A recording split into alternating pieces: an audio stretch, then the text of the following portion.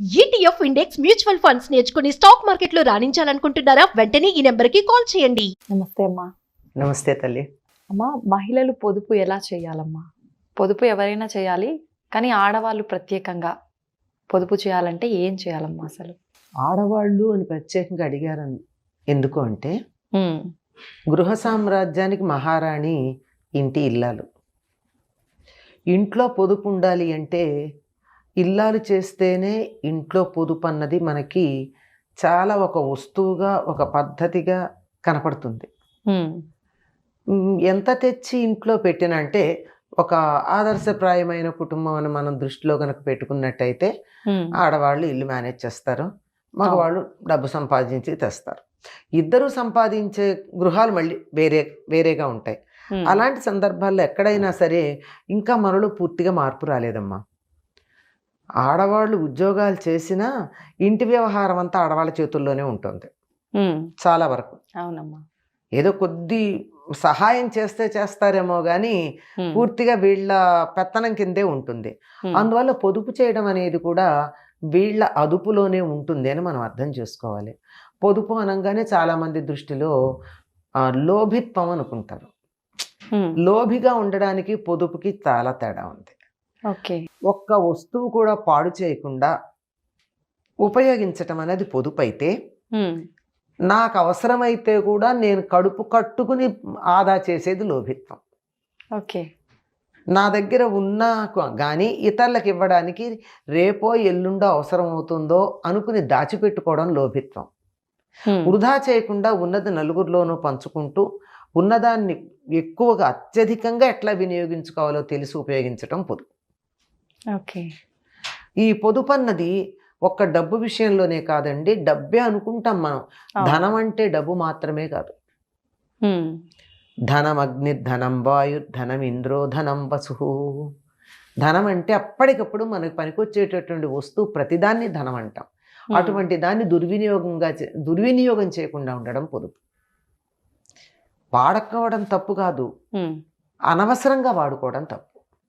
ఉదాహరణకి మనకి నువ్వు దేశభక్తిని ఈ రకంగా కూడా ప్రకటించుకోవచ్చు. నా మధ్య ఒక చిన్న 2 నిమిషాల వీడియో చాలా బాగా వైరల్ అయింది, నాకు చాలా నచ్చింది. ఇదే మేము ఎన్నోసార్లు విద్యార్థులకు చెప్పినా అది వీడియో రూపంలో వచ్చేటప్పటికి అబ్బాయి ఎంత బాగా నా భావాలు వీళ్ళు ఎక్స్ప్రెస్ చేశారని సంతోషం కలిగింది. అలా నీళ్లు కారిపోతున్నటువంటి ట్యాప్ని కట్టేసి పెడతాడో పిల్లాడు, దేశానికి ఎంత ఆదా చేసినట్టు. అవునమ్మా. అలాగే అలా పెడుతూ ఉంటే మనుషులు లేనటువంటి గదుల్లో ఉన్న లైట్లు, ఫ్యాన్లు ఆదా చేస్తే మన ఇంటి కరెంటు బిల్లు తగ్గుతుంది అన్నది మన దృష్టి అయితే, దేశం మొత్తానికి కూడా విద్యుత్తుని ఎంత ఆదా చేసాం మనం. విద్యుత్తుని రాష్ట్రాలు కొనుక్కుంటున్నాం, ఒక రాష్ట్రం మరొక రాష్ట్రం నుంచో ఎక్కడి నుంచో కొనుక్కునే కదా మనకి ఇస్తున్నాయి. అలా కొనుక్కుని ఇవ్వడం ఎందుకు అవుతోంది? మనం వినియోగం ఎక్కువ అవుతోంది, మనం తయారు చేయడం తక్కువ అవుతోంది. అంచేత నేను తయారు చేయలేను విద్యుత్తుని, కానీ నేను వినియోగం తక్కువ చేయొచ్చుగా. అవును. నన్ను ఉపయోగించుకోవద్దంటల్లా, నేనున్నంతసేపు లైట్ వేసుకోవచ్చు, నేనున్నంతసేపు ఫ్యాన్ వేసుకోవచ్చు, కానీ ఎవ్వరూ లేని చోట్ల ఫ్యాన్లు లైట్లు వేయడం అన్నది నాకు కరెంటు బిల్లు పెరగడంతో పాటు దేశానికి ఉత్పత్తి చేసేటటువంటి విద్యుత్తుని దుర్వినియోగం చేయడం అవుతుంది. అసలు పొదుపు ఎందుకు చేయాలన్న దానికి ఒకటి మౌలిక సూత్రం చెప్తాను. ఓకే అమ్మా. దేన్నైనా మనం తయారు చేయగలమా? తయారు చేయలేనటువంటి మన కోసం ఎవరో తయారు చేసి ఇచ్చినటువంటి దాన్ని పాడు చేసే అధికారం ఉందా? లేదమ్మా. ఉదాహరణకి చాలా మంది ఇళ్లల్లో తిన్నదానికన్నా చెత్త కుండీలు ఎక్కువ ఉంటుంది ఆహారం. అవునమ్మా. ఒక్క మెతుకు మీరు తయారు చేయగలరా? లేదు. మరి అట్లాంటప్పుడు మీరు దాన్ని వృధా చేసే అధికారం మీకు ఎవరిచ్చారు? ఒక రైతు రాత్రింబగళ్ళు కష్టపడి ఎండనక వాననక శ్రమించి, ఇంకా ఎంతో తనొక్కడే కాదండి ఎంతోమంది శ్రమ అందులో ఉంటే అది పంట పండిస్తే దాన్ని తీసుకొచ్చి ఎవరో మిల్లులో వేసి దాన్ని తయారు చేస్తే ఇంకెవరో పట్టుకొచ్చి మార్కెట్లో ఇస్తే అక్కడి నుంచి తెచ్చుకుని మనం ఎంతమంది శ్రమ ఇందులో ఉంది. ఈ శ్రమనంతా మీరు గుర్తించినాడు ఒక్క మెతుకును కూడా మీరు వృధా చేయరు.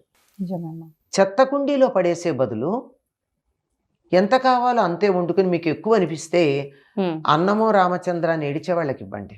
ఉమ్, లేదా వాటన్నిటిని చాలా జాగ్రత్తగా భద్రంగా పట్టుకుని అలా పెడుతున్నప్పుడు అక్కడ రోడ్డు పక్కన కనపడేటటువంటి కుక్కలకో జంతువులకో పక్షులకో వేయండి. ఉమ్. అవి బతుకుతాయి కదా. అవునమ్మా. మీకు వృధా చేసే అధికారం ఎవరిచ్చారు?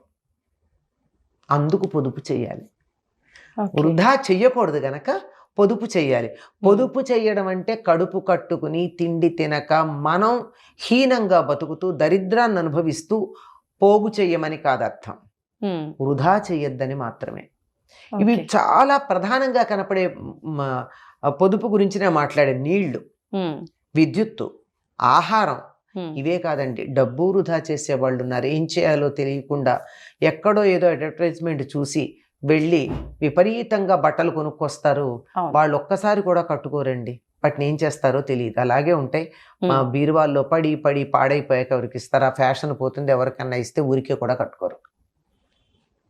దాని బదులు మీకు ఎంత కావాలో అంత చేసుకోండి. అవును. మిగిలిన దాన్ని సద్వినియోగం చేయండి. మీకు అధికంగా ఉంటే లేని వాళ్ళకి ఇవ్వండి. ఉమ్, దేయం దీన జనాయచ విత్తం అని శంకర్లు భజగోవిందంలో చెప్పారు. ఉమ్, డబ్బు సంపాదించద్దనలా, సంపాదించిన వాళ్ళు సంపాదించటం చేతకాని దీనులకి ఇవ్వండి. అందరూ సంపాదించలేరు కదా. అవునమ్మా. అందువల్ల పొదుపు ఎందుకు చేయాలంటే వస్తువుని నేను తయారు చేయలేను గనక. ఉమ్, ఎవరైతే పొదుపు చేస్తారో వాళ్ళు పొందికగా ఉంటారు. ఉమ్, పొందికగా ఉంటే జీవితం కూడా చాలా పద్ధతిలో నడుస్తుంది. ఉమ్, ఎందుకు ఉంటాయంటే మనకి ఎన్ని బట్టలు కొనుక్కోవాలో తెలియదు, ఎన్నో ఉంటాయి. ఏది కట్టుకోవాలో తెలియక 100 తీసి అక్కడ పడేస్తాం. వాటిని మళ్ళీ తిరిగి లోపల పెట్టడం రాదు. అవును. అలాగే అక్కర్లేని వస్తువులు బోర్డు కొని వంటింట్లో పెట్టేస్తూ ఉంటాం. ఉమ్, ముఖ్యంగా కొత్త గ్యాడ్జెట్ ఒకటి మార్కెట్లోకి వచ్చిందంటే వెంటనే కొని తెచ్చేస్తూ ఉంటారు. అవసరమా? లేదమ్మా. ఉపయోగం ఉండి నువ్వు నిత్యం వాడతానంటే 100 కొనుక్కో. ఆ, కొత్తగా వచ్చింది సరదాగా చూద్దాం అని అవును. కొన్నారనుకోండి, అది అవసరం అని అనిపించదు. ఇటువంటివన్నీ చాలా జాగ్రత్తగా కనుక ఉన్నట్టయితే జీవితానికి కావాల్సిన భద్రత ఉంటుందమ్మా. ఉమ్, ఇప్పుడు చేతిలో డబ్బులు ఉన్నాయి, పర్వాలా కొన్నాం. కానీ తర్వాత రోజుల్లో నేను దాచుకున్న దానికి ఇంత విలువ ఉంటుందో లేదో నాకు తెలియదు. ఉమ్, నాకంటే ఎవరికైనా సరే. ఆ, ఒకప్పుడు లక్షాధికారి అంటే అబ్బో అని చూసేవాళ్ళం. సినిమాల పేర్లు కూడా ఉన్నాయి లక్షాధికారి అని. ఉమ్, కానీ ఇప్పుడు లక్షాధికారి ఏంటి, 2 లక్షల నెలకి జీతం వచ్చేవాళ్ళు కూడా బిచ్చగాళ్ళల్లా ఉంటున్నారు. అంటే డబ్బుకి విలువ ఎప్పుడు ఎలా పెరుగుతుందో తెలియదు కనుక మనం జాగ్రత్త పడవలసినటువంటి అవసరం ఉంది. అంచేత వృధా చేయకుండా ఉండాలి. వృధా చేయకుండా ఉండడం వల్ల వ్యక్తి తన జీవితంలో చాలా ఆర్గనైజ్డ్గా ఉండడమే కాకుండా ఉమ్, కుటుంబాన్ని చాలా జాగ్రత్తగా మెయింటైన్ చేయడమే కాక దేశ సంపదని కూడా అభివృద్ధి చేసినట్టు అవుతుంది. నేను వస్తువు తయారు చేయలేను గనక పాడు చేయకుండా చేయను. సహకరిస్తా. అది బాగుందమ్మా. అందుకని వృధా చేయకూడదు. ఉమ్, పిల్లలకి నేర్పించండి. వాళ్ళకి అడగకుండా ఇవ్వడాలు మానేయండి. ఉమ్, 1-2 సార్లు అడిగితే దాని విలువ తెలుస్తుంది వాళ్ళకి, వస్తువుకి. అంచేత తెలిసేటట్టుగా చేసి ఇవ్వండి. అన్నీ ఇవ్వండి, తెలిసేటట్టుగా చేసి ఇవ్వండి. ఓకే. అడగకుండా ఇవ్వడం వల్ల ఎంత వృధా చేస్తున్నారో ఈనాటి చిన్నపిల్లలు తెలుసు.